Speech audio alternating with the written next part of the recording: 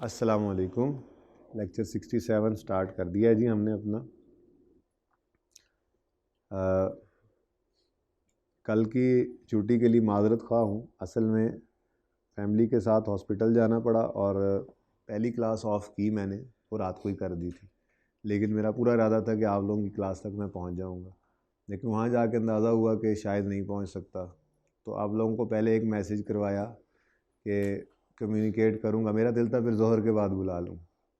FR1 को फिर नहीं मैसेज किया कि 11 बजे तक तो हो ही जाऊँगा फ्री, फिर उस तक भी नहीं हुआ, फिर उनको भी मैंने मैसेज कर दिया। फिर जब ज़ोहर से पहले फ्री हुआ तो फिर सदनान ने कहा अब रहने ने, कल उनसे पूछ के एक्स्ट्रा क्लास रखिएगा। तो आज आपसे पूछ के एक्स्ट्रा क्लास रखूँगा मैं, ठीक है। तो बहरहाल कोशिश तो यही होती है। आपके सेशन पूरे के अंदर कोई एक छुट्टी नहीं हुई थी, लेकिन कभी कभी ऐसे सर्कमस्टांसेस आ जाते हैं कि मेरा ही जाना ज़रूरी था, पॉसिबल नहीं था उसके अलावा, तो मजबूरन मुझे जाना पड़ा। बहरहाल मैं कोशिश करूँगा कि इसको जल्दी ही मेकअप कर लें और हम लेट ना हों।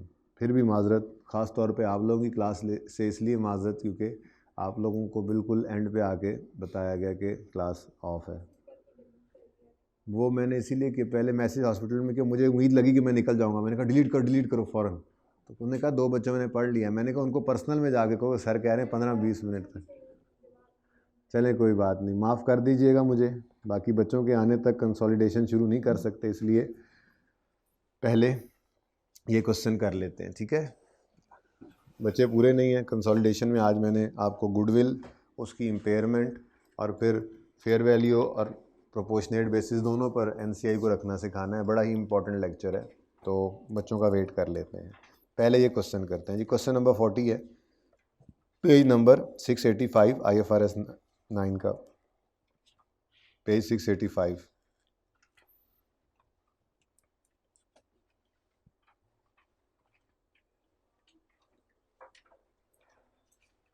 मुल्क से बाहर जाने का किसी का इत्तेफाक हुआ हो? किसी का इत्तेफाक मुल्क से बाहर जाने का हुआ हो? कभी जाए ना बाहर तो सबसे बड़ा मसला पता है क्या होता है? ख़ास तौर पे हज पे तो माशाल्लाह मुसलमान जाते ही हैं, ठीक है। तो वहाँ पे जाके ना ये काम चल रहा होता है। जो भी चीज़ ख़रीदने जाते हैं, उठाते हैं तो उसकी प्राइस देखते हैं। प्राइस के ऊपर लिखी होती है रियाल। अब वो 1 रियाल लिखा हो तो फ़ौरन वो उसको, क्या चल रहा है आजकल रेट किसी को पता है रियाल का? किसी का बर्थडे पाइन दुबई होते हैं दिरहम वगैरह का। अच्छा, तो सबसे पहला काम क्या होता है? चीज़ उठाई, उसकी कीमत देखी, इसके ऊपर क्या लिखा हुआ है? इसकी जी 1 रियाल। अब वो नहीं कहेंगे कि 1 रियाल की पानी की बोतल है, वो कहेंगे नहीं, ये तो मिसाल के तौर पे 55 रुपये की पानी की बोतल है, इतनी सी, ठीक है। 76 रुपये का भाई कह रहे हैं, तो 76 रुपये की पानी की इतनी सी बोतल, उसमें 1 रियाल लिखा हुआ है। लेकिन हम क्या करेंगे फौरी तौर पर, ये मैं मतलब नेचुरल इंस्टिंक्ट बता रहा हूँ, जो भी जाते हैं बाहर, जिस मुल्क में गए, ठीक है, वहाँ पे जाके पाकिस्तानी बंदे का सबसे बड़ा मतलब, जो लोकल ना हो वहाँ का, उसका सबसे बड़ा मसला क्या है? जो भी चीज़ सामने आनी है उस चीज़ को सबसे पहले उसने कन्वर्ट करना है, ठीक है।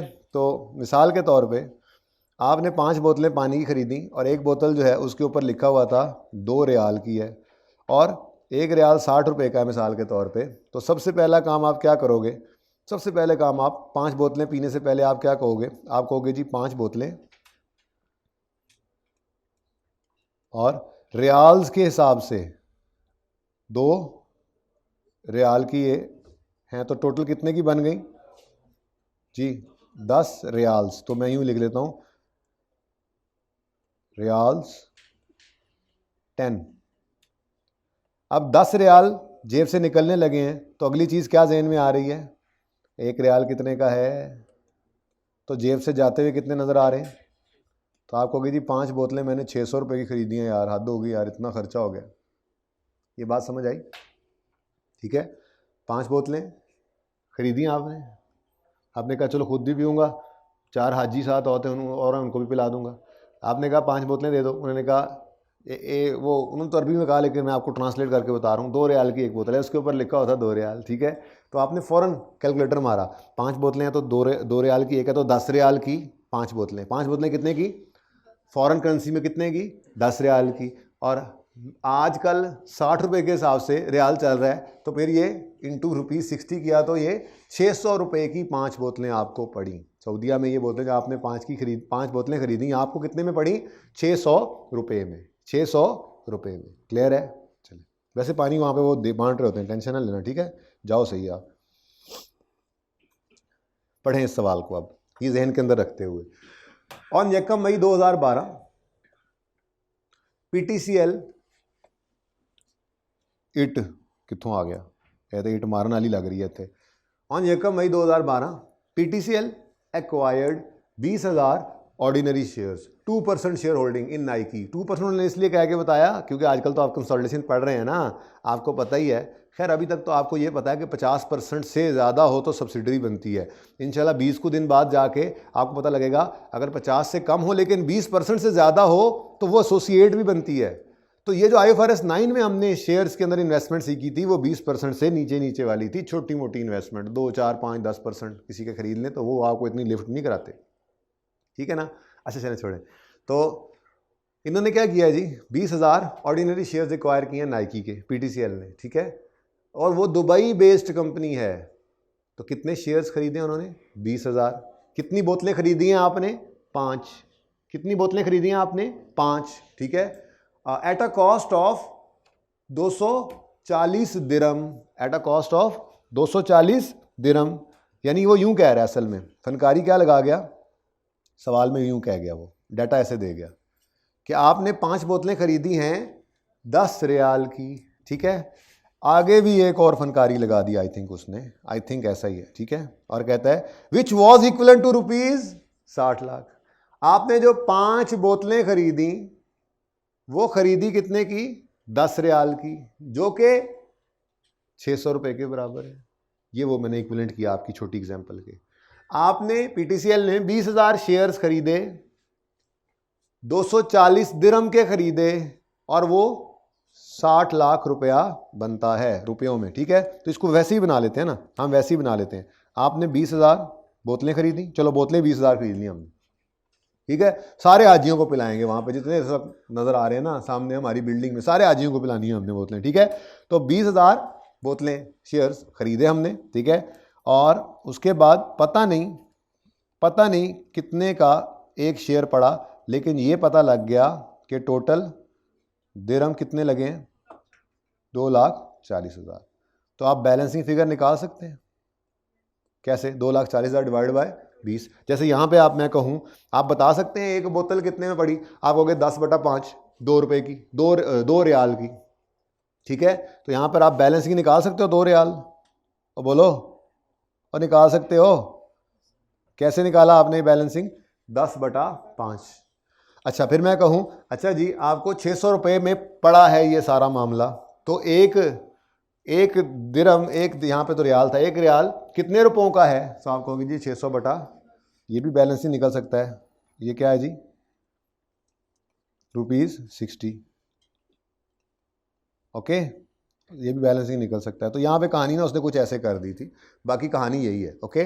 तो सिंपल, कितने दिरहम का एक शेयर पड़ा आपको, 12 का, 2,40,000 बटा 2,40,000 जी, 12 का, डन हो गया। उसके बाद वो कहता है which was equivalent to rupees, पता नहीं कितने का, एक रुपए का, एक दिरहम कितने रुपए का है, लेकिन हमें कितने में पड़ा, इक्वल टू टोटल 60 लाख में। तो अगेन ये भी आप क्या कर लोगे, ये भी आप बैलेंसिंग निकाल लोगे, ठीक है जी। कितना निकलता है जी, 25 रुपये का एक, ₹25। तो ये कहानी बिल्कुल वैसी बन गई। अब वही कहानी है, आपने 20,000 बोतलें खरीदी, 12 दिरहम की एक बोतल थी, तो टोटल 2,40,000 दिरहम आपके लग गए बोतलों पे। रुपयों के साथ आपने मल्टीप्लाई किया तो आपके 60,000 रुपये, तो 60 लाख रुपए लग चुके हुए हैं सिर्फ बोतलें पिलाने में, ठीक है। अजर तो अल्लाह ही देंगे इसका। अब ये क्या है जी, ये फेस वैल्यू है या ये परचेज प्राइस है, 60 लाख परचेज प्राइस है, बिल्कुल सही फरमाया आप लोगों ने। ये 60 लाख जो है ये आपकी परचेज प्राइस, क्या है जी, ये परचेज प्राइस। अच्छा जी, अब आगे बढ़ते हैं। आगे वो कहता है ऑन 1 मई 12 परचेज किया उन्होंने, the face value of shares is all low. फिर तो मसला ही कोई नहीं, इसी दिन 1 मिनट लगना है मुझे। 20,000 शेयर्स खरीदे हमने, और बोलो, और एक शेयर कितने का है? 10 दिरहम का फेस वैल्यू, जिसकी उसके मुंह के ऊपर क्या लिखा हुआ है? AED 10। ठीक है, ये बैलेंसिंग जो है ना, बैलेंसिंग, ये ऊपर से कंफ्यूज करेगा आपको, नीचे ले आओ उसको। ऊपर तो हमने एज इट इज़ वो फिगर यूज़ किया ना, ठीक है। लो अब ठीक है जी। तो 20,000 शेयर्स आपने ख़रीदे हैं और ये भाग रहा है बार बार, और मैं इसे भागने नहीं दूंगा। 20,000 शेयर्स, और आपके इंतज़ार के अंदर हमने कंसोलिडेशन नहीं शुरू की, हम IFRS 9 किए जा रहे हैं। लेकिन IFRS 9 का भी ये कॉन्सेप्ट बहुत ज़बरदस्त वाला कर रहे हैं, मुश्किल था तभी एंड पे बचा के रखा हुआ था, आप लेट आए जी। फेस वैल्यू के हिसाब से इन शेयर्स की फेस वैल्यू कितनी है? 2 लाख दिरहम, और रेट तो इस दिन सेम ही होना है ना जी। अब बोलो, ₹25 के हिसाब से अगर देखें तो जी, ये 50 लाख क्या है? अच्छा चलो, कह रहे हैं आप तो मैं लिख देता हूँ, ये फेस वैल्यू है। पता नहीं इसका कोई यूज़ भी होता है या नहीं होता। इसका यूज़ वैसे क्या होता है? शेयर्स हैं, शेयर्स हैं। शेयर्स पे कहाँ से आ गए कूपन रेट? वो तो डेट इंस्ट्रूमेंट।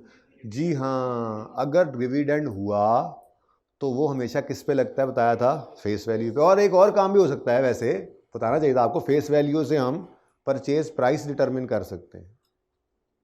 ठीक है, परचेज प्राइस तो फेस वैल्यू से डिटरमिन होती है ना, बोलो। तो परचेज प्राइस वैसे हमें उसने दे दी थी, अगर फेस वैल्यू से निकालनी पड़ती प्रीमियम डिस्काउंट लगा के, वो भी इसी पे लग रहा होता है, लेकिन फिलहाल वो तो गिवन थी। फिर ये क्यों निकाली?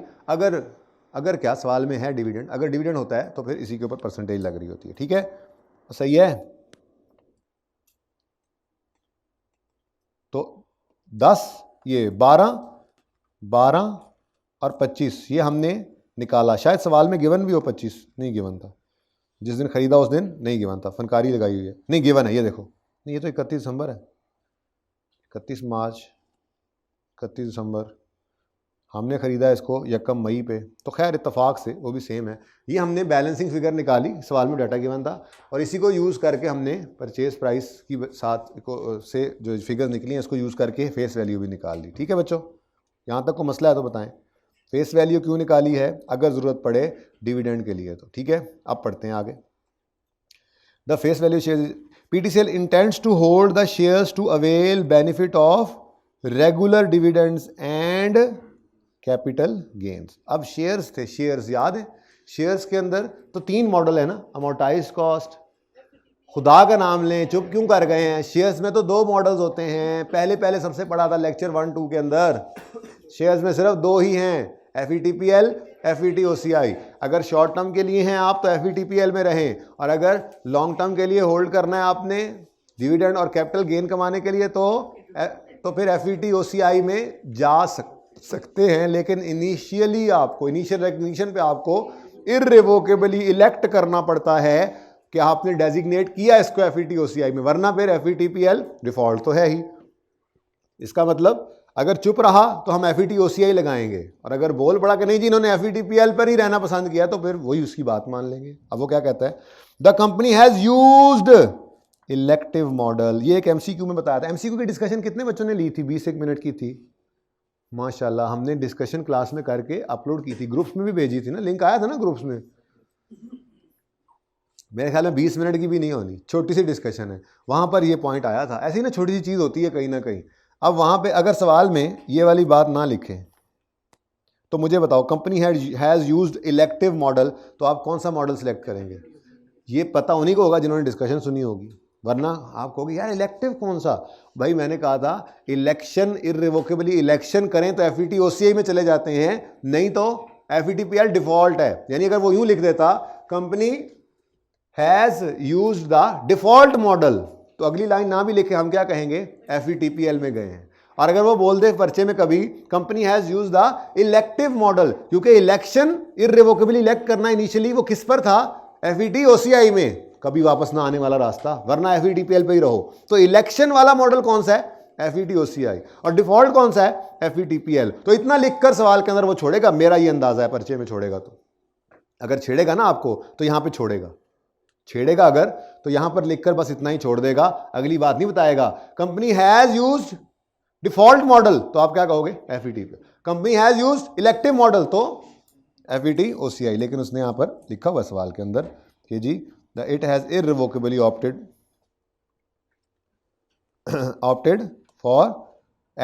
For the FVT OCI at initial. वो समझाया उन्होंने कि इसका मतलब क्या है इलेक्टिव मॉडल का, ठीक है। अच्छा जी, अदर इंफॉर्मेशन क्या है, फाइनल कैश डिविडेंड रिसीव हुआ है 15%। ये इसीलिए तो कैश जो रिसीव हुआ है, इस डिविडेंड की परसेंटेज को किस पे लगाना होता है हमेशा, फेस वैल्यू पे। तो फेस वैल्यू हमने इसलिए निकाली थी, आप लोगों की वजह से हमने कंसोलिडेशन शुरू नहीं की, लेकिन उससे ज़्यादा हैवी काम शुरू कर दिया, इत्तेफाक से सामने यही आ गया था। उसके बाद शेयर की फेस वैल्यूज में फेयर वैल्यूज गिवन है और इनके एक्सचेंज रेट्स, यानी कि ये देखो ये भी गिवन है। आगे जाके ये 12 का खरीदा था ना हमने, अब बोलो 12 रुपये का, 12 दिरहम का एक शेयर था, तो ये 31 दिसंबर पे 13 का हो गया और 31 दिसंबर उससे अगले पर 15 का हो गया, तो ये चीज़ फेयर वैल्यू, ठीक है। उसके बाद एक और चीज़ जो चेंज हो सकती है इसमें, ये शेयर्स तो सेम रहने हैं, बोलो, लेकिन एक ये फेयर वैल्यू बदलेगी तो दिरहम में बदल जाएगी वैल्यू, और फिर एक्सचेंज फ्लक्चुएशन होगी तो रुपीज़ में भी प्राइस बदल रही होगी। तो ये वाली फिगर जो 25 है, ये भी 31 दिसंबर हमने यकम मई 12 को खरीदा है ना, तो 31 दिसंबर 13 पे ये 26 का हो गया, 31 मार्च 13 पे 26 का हो गया, और 31 दिसंबर 13 पे। तो ये चेंज हो रहे हैं, डिफरेंट डेट्स पर डिफरेंट रेट्स आ रहे हैं, उस हिसाब से जो ज़रूरत पड़ेगी हम रेट्स लगाते चले जाएंगे। लेकिन ये समझ आनी चाहिए आपको, ये हमने निकाल लिए थे परचेज के दिन, अब ये ईयर एंड पर बदलेगा तो फेयर वैल्यू में इंक्रीज भी हो सकता है, डिक्रीज भी हो सकता है, ये भी बदल सकता है, ठीक है, ये दोनों ही बदलेंगे। तो इस सवाल को करते हैं एफईटी ओसीआई के अंदर, ज़रा मुझे रिवाइज करवा दें, रिक्वायरमेंट जो भी है छोड़ें, कि हम क्या क्या करते थे। लेजर, शेयर्स में तो दोनों तरह लेजर बनते थे, लेकिन हम रिकॉर्ड करते थे एफईटी ओसीआई के अंदर इन्वेस्टमेंट को किस पे, परचेज प्राइस प्लस ट्रांजैक्शन। बोलने वाले याद रखते हैं, बोलने वाले को याद होता है purchase price plus transaction cost पे। वो अलग बात है कि हमारे सवाल के अंदर ट्रांजैक्शन कॉस्ट थी ही नहीं, ठीक है। तो लेजर बना लेते हैं जी।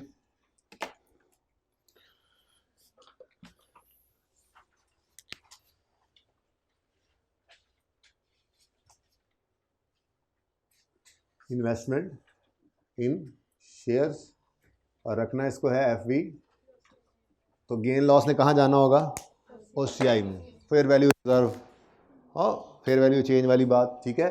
तो इन्वेस्टमेंट इन शेयर्स की है यकम मई 2012 पर, इन्वेस्टमेंट डेबिट कैश क्रेडिट।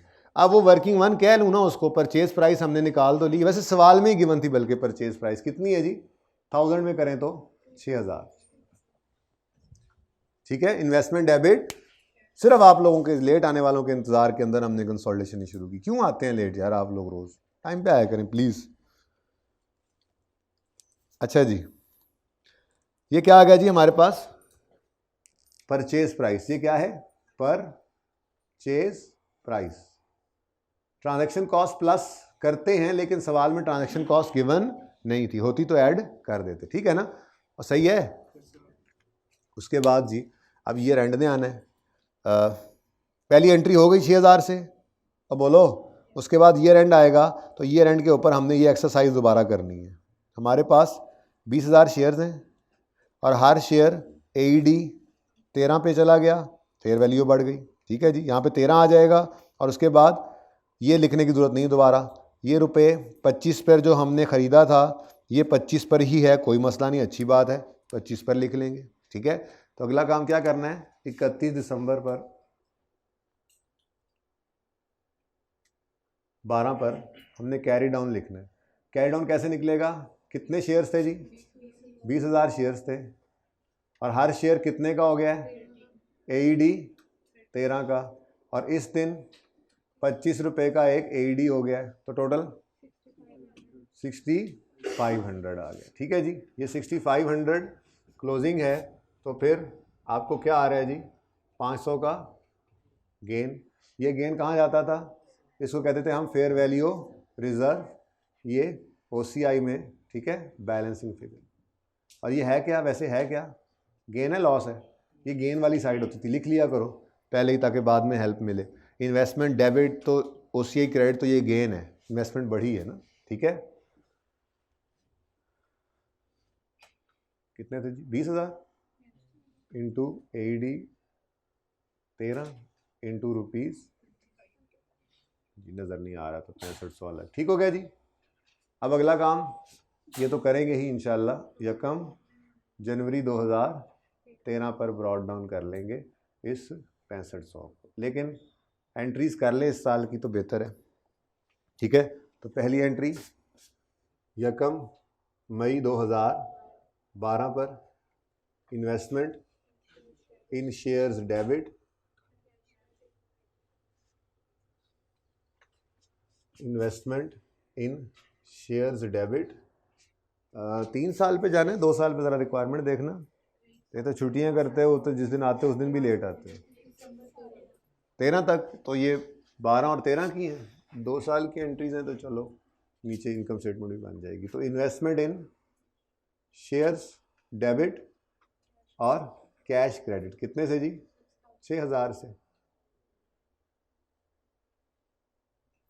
ठीक है जी। उसके बाद 31 दिसंबर 2012 आया, इस पर फेयर वैल्यू रिजर्व की एंट्री, ठीक है, फेयर वैल्यू गेन या लॉस की एंट्री करें, OCI वाला है, तो इन्वेस्टमेंट इन शेयर्स डेबिट, और यहाँ पर हम लिखते थे फेयर वैल्यू, नहीं यहाँ पर रिजर्व ही लिखते थे, OCI के अंदर क्रेडिट कितने से जी? वो तो इनकम स्टेटमेंट में PNL में जाकर, OCI में जाकर सॉरी, आप लिख देते थे फेयर वैल्यू चेंज, ठीक है जी। लेकिन साथ ही एक एडिशनल काम करते थे हम, balance of fair value reserve. तो balance of fair value reserve जो है वो फिलहाल क्रेडिट 500 ही है, ठीक है, सही है। ये साल एंड हो गया, कुछ और इस साल में करने वाला हो तो बताएं। डिविडेंड कब मिला है? देखो ये कोई डिविडेंड कोई इंटरेस्ट की तरह से तो होता नहीं कि पक्का मिलना ही मिलना है, मिला नहीं मिला कोई एक्रू करने की जरूरत तो नहीं ना होती, ठीक है, सही है ना। अच्छा, अब ये साल गुजर गया खैर आफियत से, और अगले साल के अंदर 2013 में आपको डिविडेंड रिसीव हुआ 31 मार्च 2013 पर। अब ये मैंने इसीलिए आपको ऊपर फेस वैल्यू निकाल कर दी है, लेकिन फेस वैल्यू रुपीज़ वाली नहीं, दिरमों में पहले निकाल लो फेस वैल्यू, उसकी परसेंटेज लगा के देखो, हमें अगर दुबई बेस्ड कंपनी है तो हमें दिरमों के अंदर ही डिविडेंड मिलना है, तो फिर एक्सचेंज रेट भी वही 25 नहीं लगा देना, ठीक है, वो जो 25 है जितना भी था, ठीक है। तो क्या करोगे, सबसे पहले फेस वैल्यू निकली हुई है, फेस वैल्यू कितनी है? फेस वैल्यू कितनी है जी? 2 लाख दिरम, ठीक है, और सॉरी 20,000 दिरम। अब 20,000 दिरम, 20,000 तो शेयर्स थे यार, 20,000 शेयर्स हैं, हाँ, और उसको 10 से मल्टीप्लाई किया तो 2 लाख दिरम फेस वैल्यू थी। अब ये डिविडेंड की परसेंटेज इस 2 लाख के ऊपर लगेगी, ठीक है। अच्छा जी, तो आपने फेस वैल्यू पर आना है, वर्किंग तो ये तो मैंने आपको समझाने के लिए की थी ना, इस फिगर को शो करना है, तो आप 20,000 इंटू 10 करोगे, आपका आ जाएगा 2 लाख, 2 लाख के ऊपर आप 15% लगाओगे, उससे आपको मिलेंगे दिरमों के अंदर डिविडेंड मिलेगा, ठीक है। उसको आपने इस डेट के एक्सचेंज रेट को ढूंढना है, कहीं मिलेगा, ये देखो 31 मार्च का रेट उन्होंने इसीलिए दिया हुआ था, ठीक है, 265.5। तो डिविडेंड की एंट्री कभी भी हमने इसके अंदर नहीं की थी, FET OCI था या FETPL था, आपको याद हुआ कैंगरू वाला सवाल पहली बार किया था जिसके अंदर डिविडेंड आया था। ऐसे याद रखते हैं आप बातें, ऐसे याद रखा करें। कैंगरू वाले सवाल में 2 तरह की इन्वेस्टमेंट थी और डिविडेंड आया था, तो दोनों के डिविडेंड को PNL में हमने फेंका था, तो ये PNL में ही जाता है, ठीक है। डिविडेंड की एंट्री ये हो गया 2012 की एंट्री चल रही थी, इधर ही 2013 की एंट्रीज कर दें, मैं तो 2013 31 मार्च 13 पर डिविडेंड की एंट्री पहले कर लें, कैश डेबिट और डिविडेंड इनकम अदर इनकम के अंदर क्रेडिट। अब यहाँ वर्किंग करनी है, ज़रा तफसीली वर्किंग है, देखिएगा जी। कितने दिरम, कितने शेयर्स खरीदे थे और हर शेयर की फेस वैल्यू क्या थी? तो टोटल 2 लाख दिरम जो थे वो क्या थे जी? रुपीज़ नहीं, AED सॉरी, AED 10, तो आपको आपकी जो इन्वेस्टमेंट हुई है फेस वैल्यू उसकी कितनी है, 2,00,000। इस पर लगाओ 15%, आंसर आता है AED, इसका आंसर क्या आएगा, AED 30,000। 30,000 दिरहम आपको डिविडेंड मिला है, ऐसे ही करते हैं, ठीक है। अब जिस दिन ये मिला है उस दिन एक दिरहम भाई मोबाइल वाले कितने रुपयों का है, आपको क्या पता हम क्या बातें कर रहे हैं। तो एक दिरहम जो है वो 26.5 का हो गया। ये आप लेट आए, ऊपर से आप मोबाइल में बैठे, कितना जी, 26.5। तो आंसर क्या आ गया, 7। लो जी, और अब ईयर एंड के ऊपर फिर फेयर वैल्यू गेन या लॉस चेक कर लेते हैं, और तो कुछ नहीं होता इसमें। इन्वेस्टमेंट इन शेयर्स में यही तो होता है बस, शेयर्स को ईयर एंड पे फेयर वैल्यू पे लेके आओ, गेन लॉस OCI में ले जाओ, और डिविडेंड हो तो PNL में ले जाओ, ठीक है। नेक्स्ट जी, अगले साल में वो कहता है 31 दिसंबर 13 पर आपके शेयर की फेयर वैल्यू 15 पे चली गई है, ठीक है जी, बेहतरीन हो गया, तरतीब वही रखेंगे। 31 दिसंबर 2013 पर कैरी डाउन निकालना है, तो आप कहोगे जी 20,000 हमारे पास शेयर्स पड़े हैं, और एक शेयर की फेयर वैल्यू जो होगी है वो 15 दिरहम हो गई है, और इस दिन 31 दिसंबर 13 पर रेट हो गया है 28.7, तो ₹28.7 आ गया जी आंसर, 8610, और टोटल बन गया गेन है फिर कितना, 2110। ये आ गया जी हमारे पास फेयर वैल्यू रिजर्व। अगेन क्या है जी, ये गेन है, और ये हमने OCI में फेंकना है, और वैसे हमने ये निकाला है यहाँ से, तो ये 3 चीज़ें आ जाती हैं हमारी, गेन या लॉस लिखो, OCI लिखो, और बैलेंसिंग लिख लो, बस ये 3 चीज़ें याद रखो, ये निकलती हैं। और अगर FVTPL हो तो गेन लिख लो, और PNL लिख लो, और बैलेंसिंग, ताकि याद रहे ये कहाँ पे जा रहा होता है, इस तरह से, ठीक है ना। ये चलो इसी के अंदर ये लिखा करो, दूसरे में ना लिखा करो। अब 31 दिसंबर 2013 पर ये एंट्री होगी, इन्वेस्टमेंट इन शेयर्स डेबिट और fair value reserve in through OCI जो होता है वो क्रेडिट, कितने से जी, 2,211, लेकिन बैलेंस निकालना पड़ेगा, ठीक है। तो balance of fair value reserve,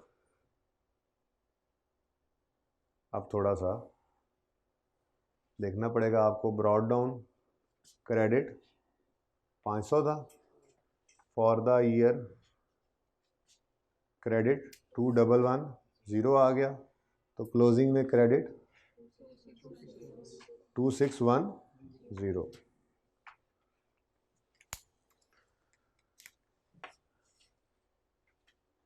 जी कोई मसला तो बताएं।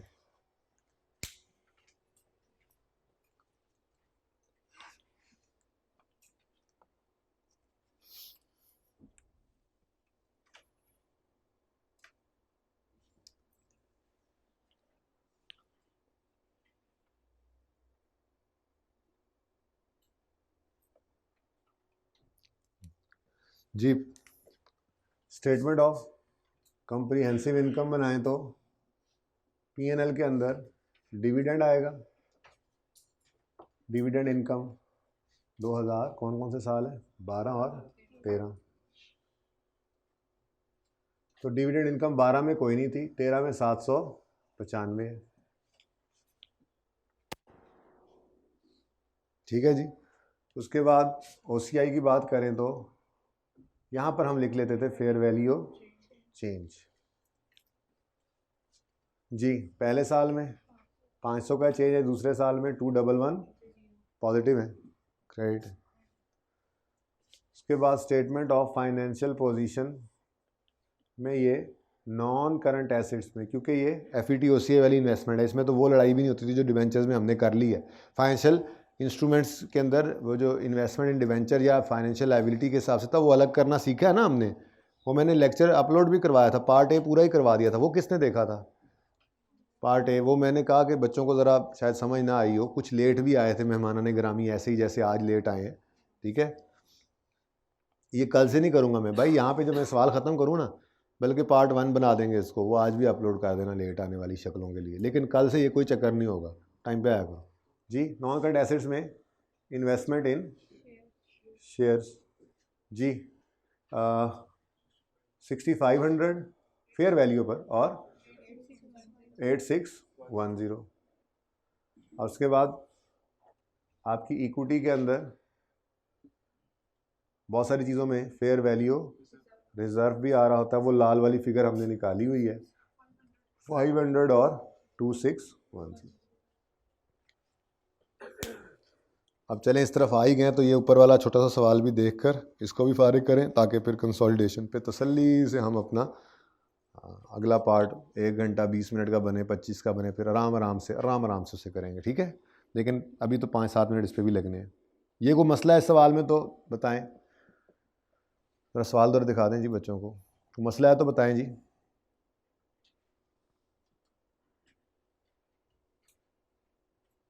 चल सकते हैं आगे, ले आएं।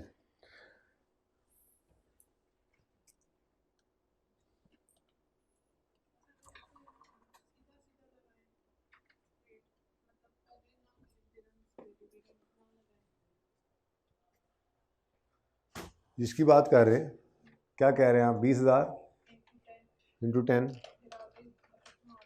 नहीं, पेपर में वो करनी तो आपको समझाने के लिए, पेपर में तो आपने यूँ लिखना है 20,000 इंटू AED भी नहीं लिखना, 20,000 इंटू 10 इंटू 15% इंटू 26.5, बस। हाँ,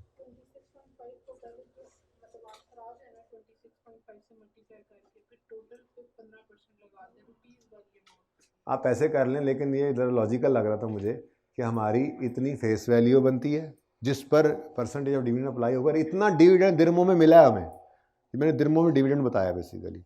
तो डिविडेंड दिरमों में मिला है, उसको कन्वर्ट करेंगे, हमारी currency Pakistani, PTCL Pakistani company है ना, तो वो फिर रुपीज़ के अंदर, इसीलिए तो हमारी फाइनेंशियल स्टेटमेंट्स के अंदर ये 795 कैसे आया, हमने अपने हिसाब से कन्वर्ट कर लिया। लेकिन मैंने बेसिकली यहाँ पे क्या किया, दिरमों के अंदर आपको डिविडेंड निकाल के दिखाया, जैसे आप 55 से करते आ रहे हैं और 55 में भी करेंगे आगे। फेस वैल्यू पर डिविडेंड की परसेंटेज लगा के डिविडेंड की अमाउंट निकलती है, ठीक है। जो डिविडेंड इशू करने वाला एंट्री करता है, डिविडेंड डेबिट रिटेन्ड अर्निंग और डिविडेंड पेएबल, जी तो आपकी किताब में आपने तो रिसीव किया है ना ये, ठीक है, तो आपकी ये इनकम बन गई है। ओके, सही है। अच्छा जी, इधर देखें 39, इससे पिछले सफ़े पे, X limited purchase 5000 shares for 100 each on यकम January 9। Transaction cost on purchase is 2%। We received X limited, चलो वी लिमिटेड, एक्स लिमिटेड, यहाँ पर एक्स लिमिटेड ही कर दें, ऐसी परेशान ना हो, वी कौन, वो वैसे ही सवाल जैसे क्लास में लिखवाया जाता है ना, ये वैसा सवाल है। तो एक्स लिमिटेड रिसीव्ड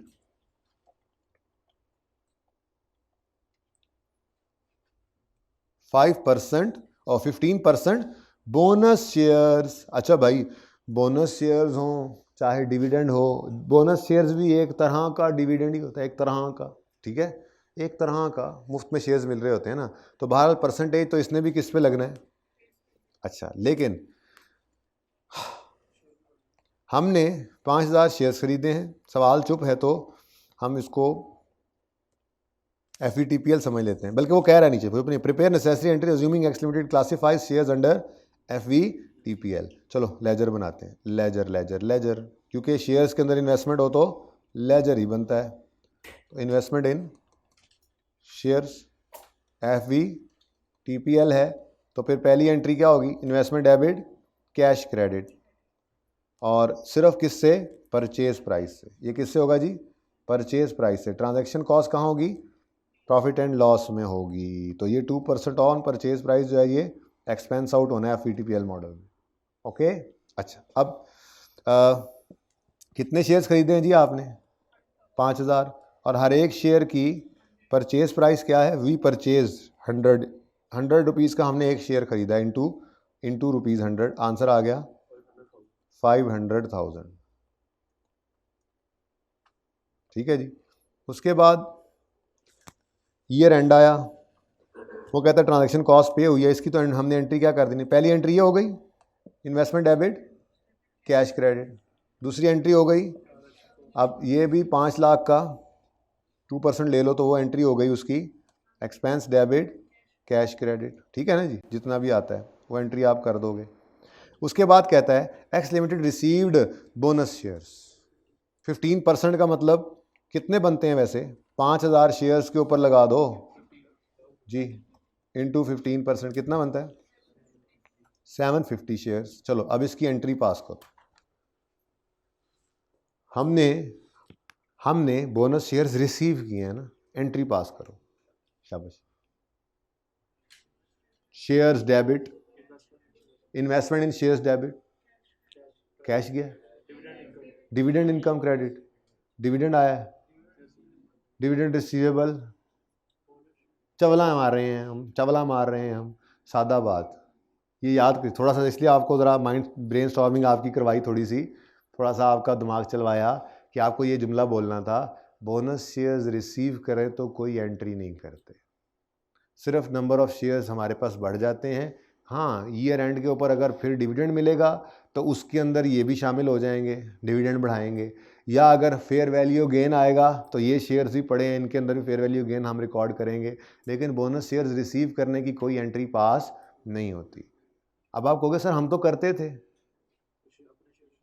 हाँ वो इशूअर करता था, जो इशू करता है वो तो एंट्री करता है, retained earning debit share capital credit या share premium debit share capital credit, जो भी उसका हिसाब हो उसको तो एंट्री करनी पड़ती है, वो तो इशूअर है, जो रिसीव करने वाला है ना उसने अपनी किताबों में बोनस शेयर्स की कोई एंट्री नहीं होती। बैठ के सोचना घर जाके, जैसे चवले मार रहे थे अभी, कोई कह रहा डिविडेंड रिसीवेबल क्या मतलब डिविडेंड रिसीवेबल है, ठीक है।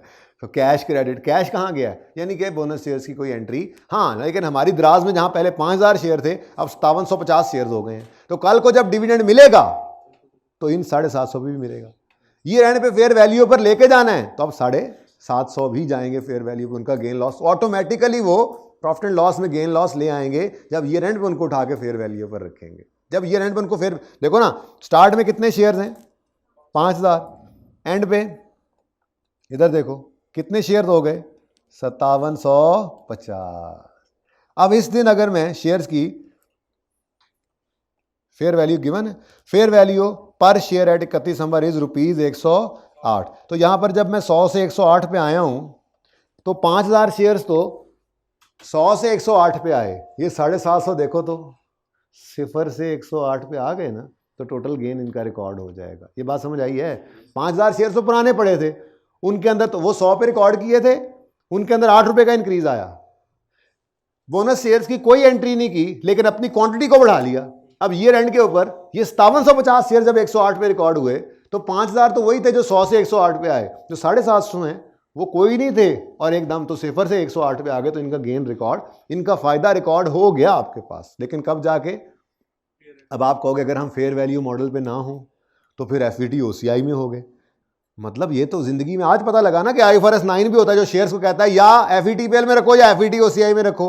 तो अब ये हमेशा ही ऐसे होना है, जब कभी आपने बोनस शेयर्स इशू करने हैं, रिसीव करने हैं, तो आपने उसकी कोई एंट्री नहीं करनी। लेकिन चूंकि इन्वेस्टमेंट इन शेयर्स की हुई थी कहीं पे, वहां से बोनस शेयर्स आए हैं, तो उनके लिए ट्रीटमेंट क्या है, क्लोजिंग डेट पर आपने उसको बढ़ा लेना है। शेयर्स को बढ़ाना है तो ईयर एंड के ऊपर फेयर वैल्यू पर तो रखना पड़ता है। शेयर्स के अंदर तीसरा तो ऑप्शन ही कोई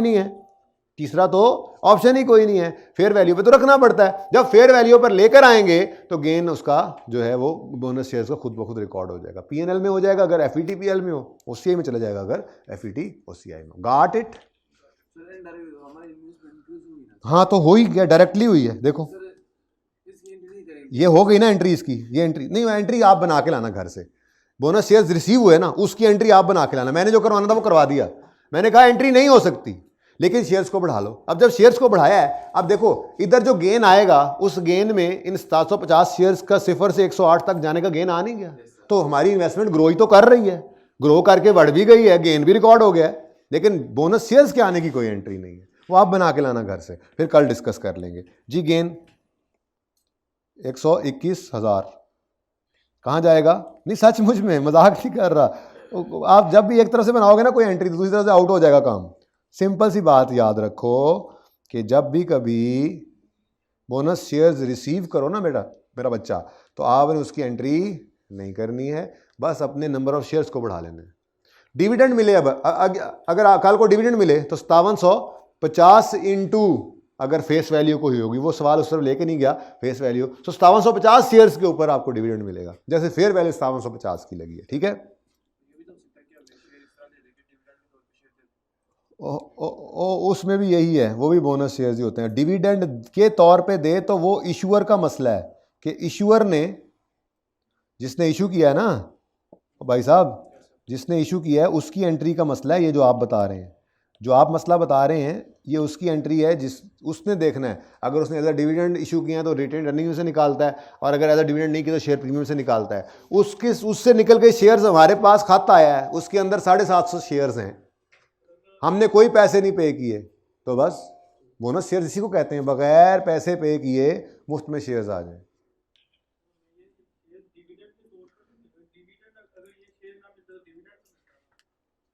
ये शेयर्स मिले हैं ना, अब इन शेयर्स को या तो आप बाहर बेचोगे या आप इन पे फ्यूचर में डिविडेंड लोगे, लेकिन इन शेयर्स का आना जो है ये किसी पैसे के अगेंस्ट नहीं है, इसकी इनकम ऐसे ही रिकॉर्ड होगी। इनकम रिकॉर्ड हुई है इनडायरेक्टली, लेकिन बोनस शेयर्स की कोई एंट्री हम नहीं करते। कोशिश कर लेना, मैं ये कह रहा हूँ घर पे, तो एंट्री बनेगी नहीं। इसलिए यहाँ पर लिख दिया आपके लिए किताब में, no entry for bonus shares received, लेकिन टोटल शेयर्स आफ्टर बोनस ये बढ़ जाएंगे, ये ज़रूर बढ़ा लेने हैं, क्योंकि ईयर एंड पे शेयर्स को दो ही तरह से रख सकते हैं। फेयर वैल्यू शेयर्स को, ये तो आपने FR 2 में आके पढ़ा है ना, इसलिए ये एंड कभी आपने सोचा ही नहीं था ना, कभी सोचवाया गया था। आज आपने सोचा है, आप रिसीविंग एंड पे हो, आपको मुफ्त में शेयर्स मिले, तो आपने कहीं इन्वेस्टमेंट शेयर्स में की थी तो मुफ्त में शेयर्स मिले ना वहां से, बोलो। तो वो जो शेयर्स की इन्वेस्टमेंट है वो FVTPL पे या FVT यानी फेयर वैल्यू पे लेके जाना है, तो ईयर एंड पे उसका गेन लॉस रिकॉर्ड होगा, लेकिन ऐसे ही होगा। बोनस शेयर्स की कोई एंट्री नहीं होती। हाँ, अपने नंबर ऑफ शेयर्स आप फॉरन बढ़ा लिया करो, no entry, but total shares जो है वो बढ़ा लेंगे। ठीक है जी, ये तो हुआ था, नीचे लेजर भी था। चलो ठीक है, चलें जी, कंसोलिडेशन स्टार्ट करते हैं। यहाँ पे पार्ट 1 क्लोज कर दें।